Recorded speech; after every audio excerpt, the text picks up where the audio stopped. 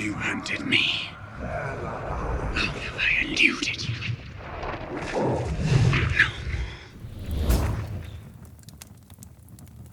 Okay, I have been dodging this review for a ridiculously long time, and being Dumas fan leaves me absolutely no excuse at that, except I got Monte Cristo. I mean, think about it. We haven't had anything since 2002 film with Jim Caviezel, and then we got hit with not one, but two adaptations, and decent adaptations back to back. So I don't know about you, but I needed some time to digest and actually figure out how I'm gonna approach the review of the one that is the longest one by far. To avoid any heavy spoilers, I decided to touch upon how this series tackles the main core events that by this point in history should be engraved in everyone's DNA, and then spend hefty amount of time on characters, because in my opinion, when it comes to any Monte Cristo adaptations, the main challenge lies in the shuffling of the supporting cast. As a bonus, at the end of my review, I'm going to throw in a little face-off between this miniseries and wonderful French 2024 film, just because I couldn't resist, so let's get to it. I was robbed of 15 years of my life. One does not simply go and change the core structure when it comes to adapting this particular book.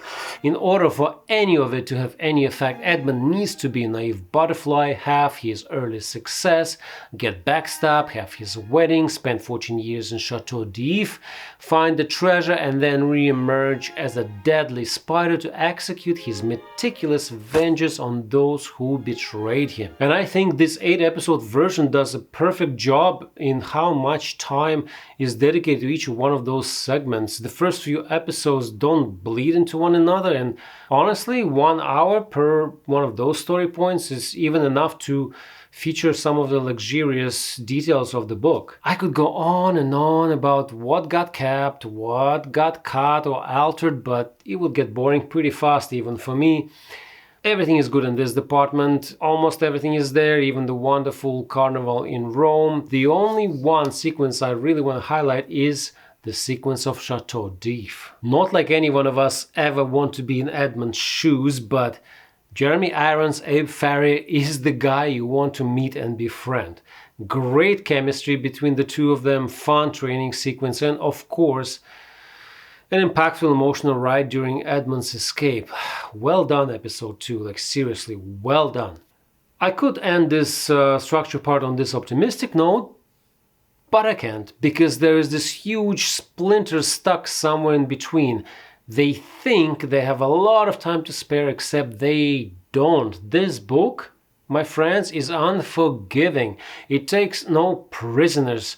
Every second counts, and every missing page can literally screw you over. There is so many flashbacks that are literally 90% of recycled footage, with maybe a few different camera angles weaved in and a few different lines of dialogue. That's it. I mean, one of the worst mistakes the good piece of entertainment can do is to treat its audience as dum-dums, which we are not. We can remember, and if there's no new information, it's time wasted. I was robbed of 15 years of my life. Okay, structure good, flashbacks bad. Let's talk supporting characters, because this is where it gets juicy. The show tries to bring as many as it can handle during its runtime. And honestly, surprisingly, it does it quite effortlessly. Well, for the most part. All 3+ villains are present, well written, memorable, and played to perfection. Will Forrest is soft-spoken but super cold and unbendable in his views or career-climbing ambitions. Fernand is pushy, annoying, slightly creepy kind of type, the type of a cousin you don't want to have in your family, never mind the one that has a crush on you.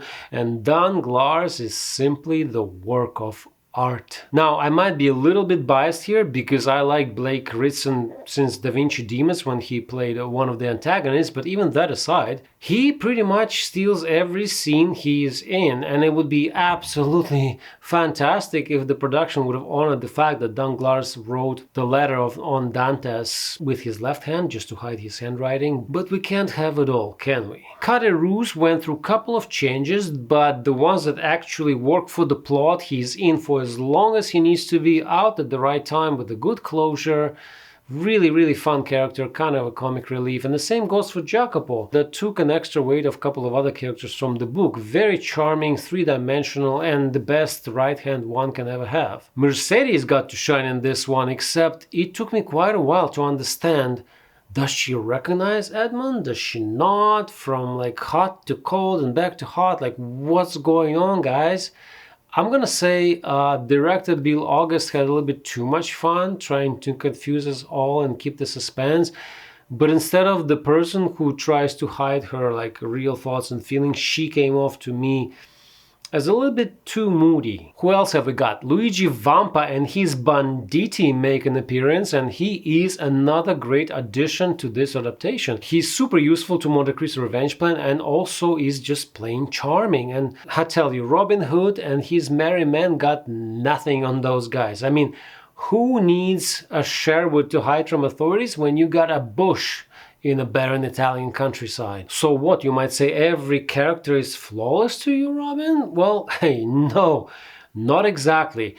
As I said before, slowly but surely the show is starting to leak time without even noticing, and eventually there comes the point when they just dump all the youth characters on us just almost at one go. And I always had problems remembering their names from the book, but now I had to visually separate them.